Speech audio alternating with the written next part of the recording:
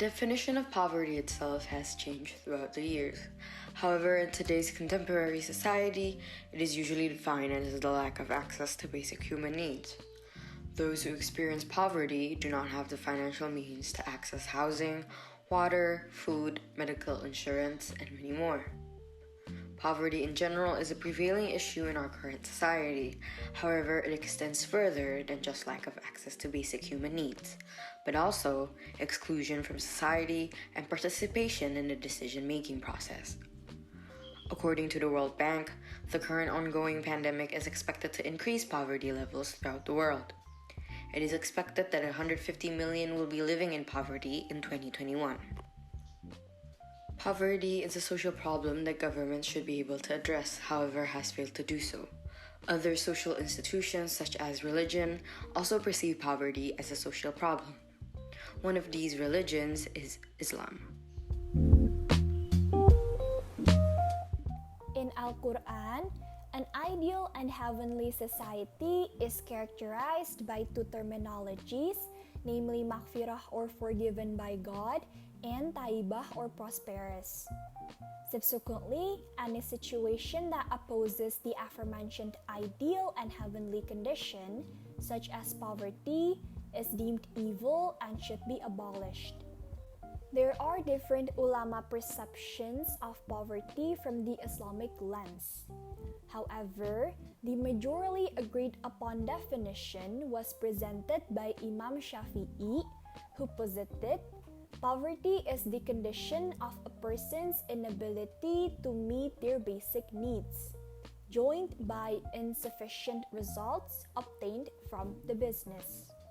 Indeed, this ulama definition aligns with the Al-Quran explanation regarding the importance for Muslims to assist the poor, often referred to as fakir and miskin, to meet their basic needs.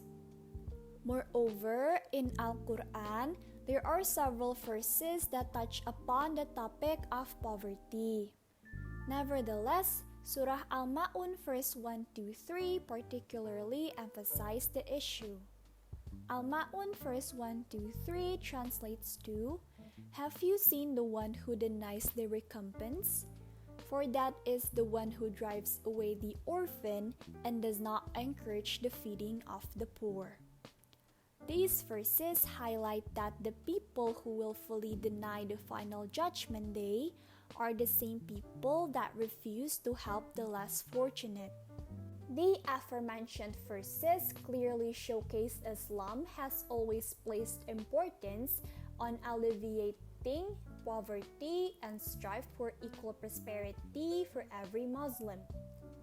Hence, if there happen to be Muslims who refuse to recognize this apparent issue, it inevitably means they have neglected Islamic teachings and Islam itself as an entirety.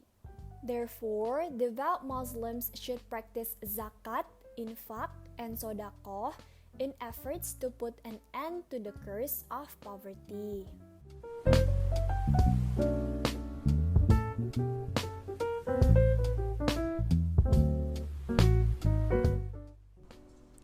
It is understood that the concept of poverty in a societal level is primarily frowned upon through the lens of Islam, as it is not in line with the ideal heavenly society's criteria of taibah or prosperous as stated in the Al-Quran. Therefore, most Islamic scholars, generally known as ulama, have the consensus that the condition of poverty, under the definition of one's inability to fulfill their basic needs, should be abolished. In Islamic teachings, it is up to the fortunate or the financially able to assist those who suffer under poverty through the deeds of zakat, infaq, and sodaqah. Zakat stems from the root word of zakah, which roughly translated to define, grace, flourish, and cultivate. Meanwhile, according to the Sharia term, zakat is an asset that must be issued to the person who is entitled to receive it because it has met the stipulated requirements. On the other hand, infaq is also a highly essential social worship. The word infaq implies that spending wealth in the way of Allah will not reduce wealth, but instead will increase the wealth. Sodaqah, or almsgiving is an act of contribution of something that is good in nature in the form of goods and material from one person to another without expecting anything other than the pleasure of Allah. The laws and provisions of Sadaqah are the same as the provision of infaq. It is just that if the donation is related to the material, Sadaqah has a broader meaning, including gifts that are non-material in nature, such as providing services, teaching science, and praying for others. To further our understanding of the concepts of zakat, infaq, and sedekah, we asked the local zakat administrator in the nearest mosque on these concepts and the contribution that he gives towards society.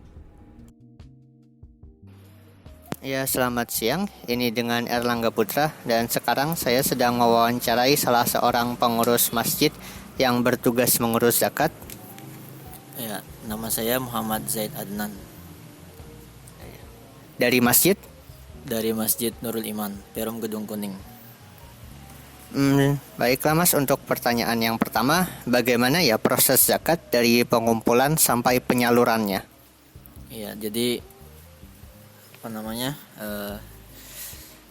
sekitar setengah terakhir dari Ramadan itu nanti akan diumumkan ke seluruh warga, bisa untuk mengumpulkan zakat di masjid, dan itu dari jam 7 sampai dengan selepas tarawih.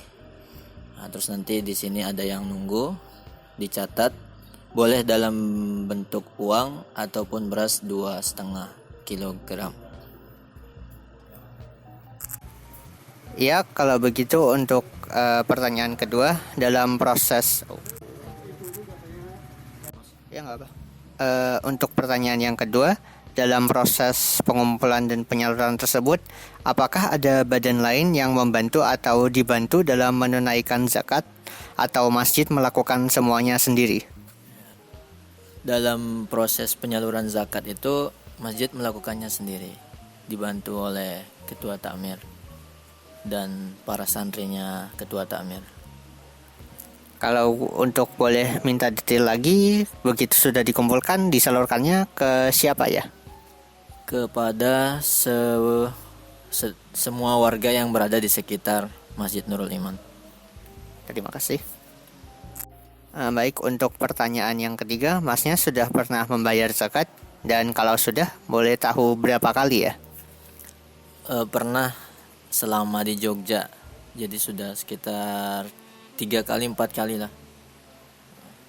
Oke, dan sebagai pribadi yang ikut serta dalam penyuluhan zakat dan sudah pernah membayar juga, seperti apa pengalaman pribadi Anda dalam membayar zakat? Merasa puas, terutama sekarang setelah berada di Jogja, bisa bayar zakat sendiri. Itu memiliki kesan tersendiri, yaitu kalau dulu di rumah orang tua yang membayarkan, tapi kalau sekarang bayar sendiri, itu merasa lebih puas gitu, bisa bayar zakat sendiri. Dan karena melaksanakan pengelakuannya juga, apakah rasa kepuasan itu bertambah?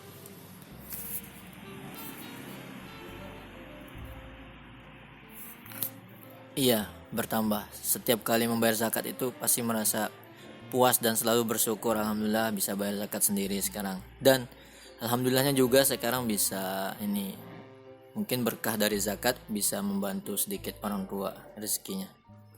Terima kasih.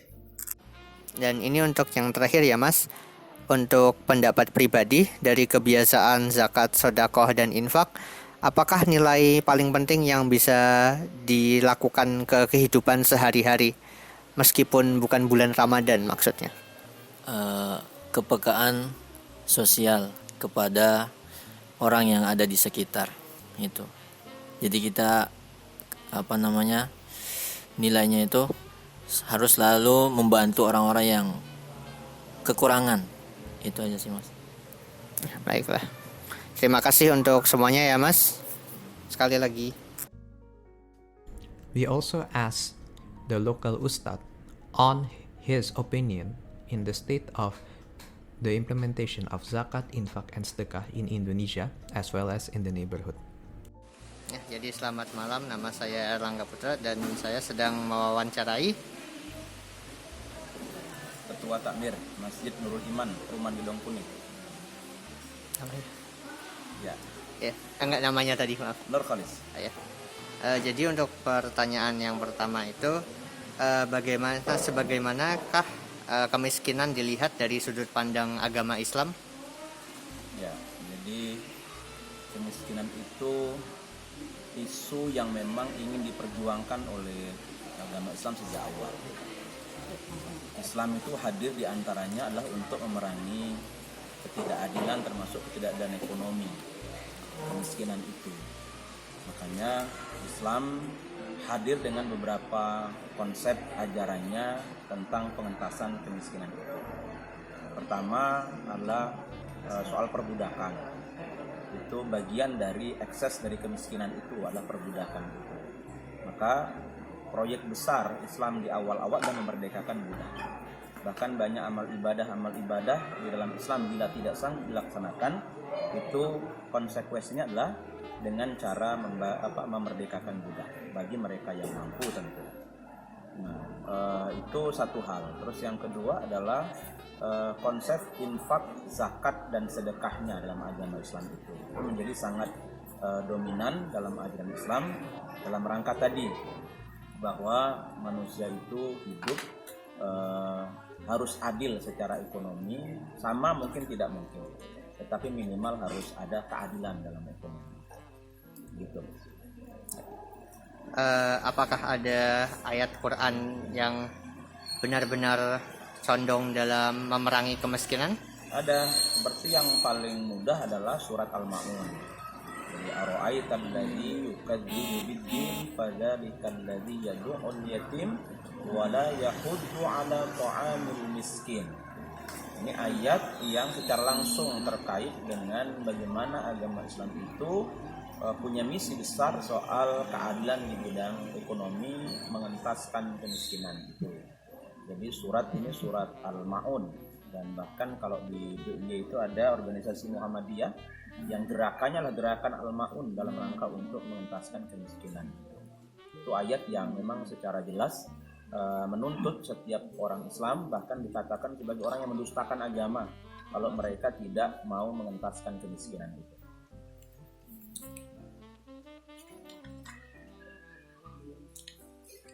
Untuk konsep zakat, infak dan sedekah, apakah mereka sangat berhubungan dengan kemiskinan dan perlawannya di dalam Islam? Ya, jadi ada 8 orang yang dalam struktur kehidupan bermasyarakat yang dia secara ekonomi membutuhkan bantuan supaya mereka bisa berdaya secara ekonomi. Maka 8 hal ini yang diangkat di dalam konsep zakat, infak, sedekahnya agama Islam itu. Jadi agama Islam itu punya konsep zakat, infak, dan sedekah, dan itu diberikan kepada 8 kelompok. Yang 8 kelompok ini memang secara finansial, ekonomi perlu mereka mendapatkan bantuan. Jadi ada yang memang sangat tidak berdaya secara ekonomi, itu harus didahulukan, seperti fakir. Fakir itu orang yang perlu didahulukan dalam konsep 8 konsep itu, dan juga kemudian miskin dan sebagainya. Nah, itu konsep zakat, infak dan sedekah dalam agama Islam. Memang begitu. Dan untuk pelaksanaannya itu dalam level lokal atau dengan level yang Anda familiar, sebagaimana ya sekarang? Ya, memang ini masih belum rapi di Indonesia. Sebenarnya Indonesia itu sudah punya ada Basnas ya, Badan Amil Zakat, Infak dan Sedekah yang nasional. Tapi biasanya masih belum termanfaatkan atau dimanfaatkan oleh masyarakat Muslim secara maksimal.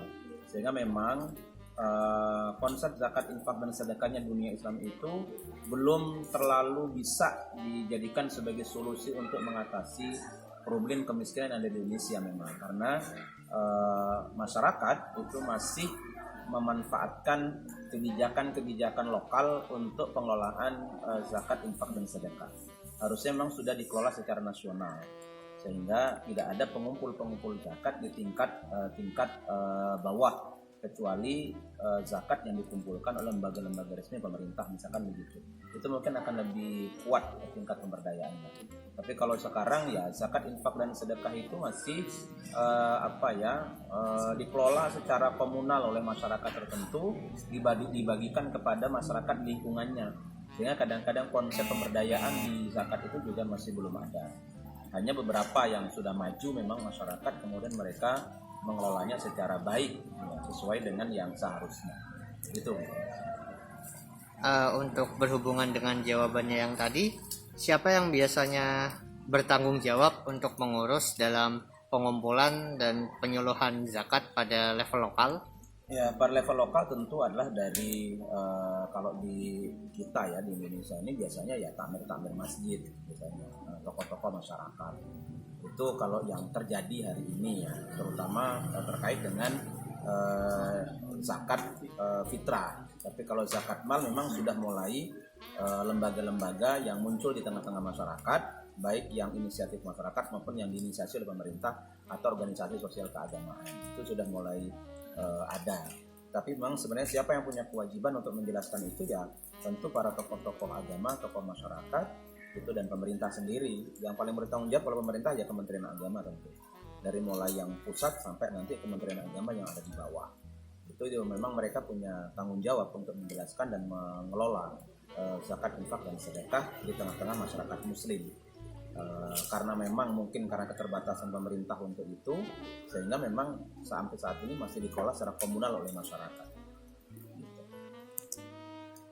Kalau gitu berhubungan lagi dengan yang tadi, biasanya untuk daerah, seberapa besar daerah tanggung jawab untuk satu organisasi keagamaan ini pada level lokal?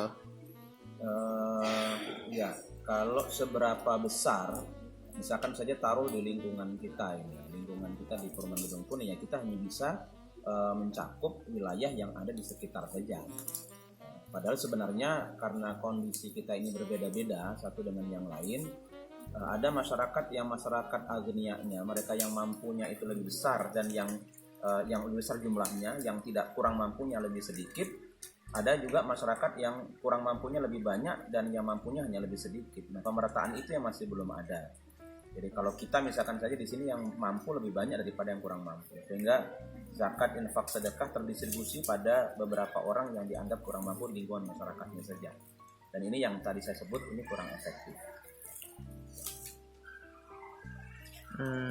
Untuk terakhir, berhubungan dengan yang ini tadi juga, apakah ada organisasi yang menghubungkan antara untuk struktur-struktur per daerah ini?